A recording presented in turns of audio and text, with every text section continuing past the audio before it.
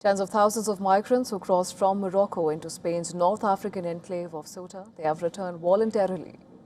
The mass crossings came at a heavy human cost. Spanish authorities said that at least 67 migrants died during the attempt, with many drowning at sea or being crushed in a stampede near the border breakwater. At least 67 lives have been cut short, and this is happening because of the criminal gangs that traffic in human beings and exploit situations of extreme vulnerability. Spanish authorities said around 50,000 people crossed the border since Thursday, while Ceuta's regional government estimated the number at 60,000, which is equivalent to around 70% of the enclave's population. I am going back. There is nothing to do here. Locals of Ceuta have treated us badly. We are hungry. Shops are closed. There was nothing. Prime Minister Pedro Sánchez visited the location on Friday, describing the mass crossing as a violation of Spain's territorial integrity. He blamed traffickers for spreading false expectations among young Moroccans. The Spanish government said the surge was fueled by misinformation after a recent Supreme Court ruling that migrants arriving by sea could not be immediately deported.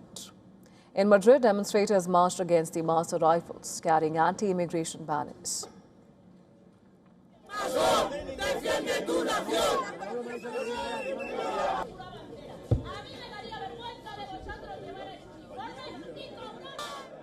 This is an invasion, a premeditated invasion accepted by Sánchez, who is the biggest traitor Spain has ever had, who is selling out Spain.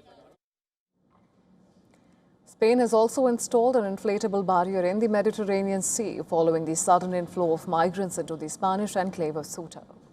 According to the authorities, almost all of the migrants who entered Ceuta have now left.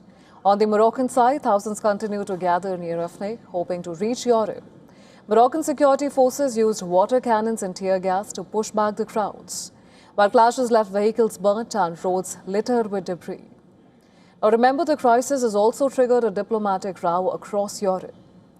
Italy called for Spain to be suspended from the Schengen area, a demand which later was echoed by Finland and supported by Denmark. The Schengen area is a passport-free travel zone covering 29 European countries with no routine internal border checks. France also announced tighter border checks with Spain, and Portugal said that it would strengthen controls along its southern frontiers. Meanwhile, US President Donald Trump described the scenes at Ceuta as an invasion. I saw Spain yesterday, and I watched the catastrophe that took place. It looks like an invasion of a country by hundreds of thousands of people. And that same thing's going to happen to us if the Republicans don't get elected, except worse. Much bigger, much easier to get into.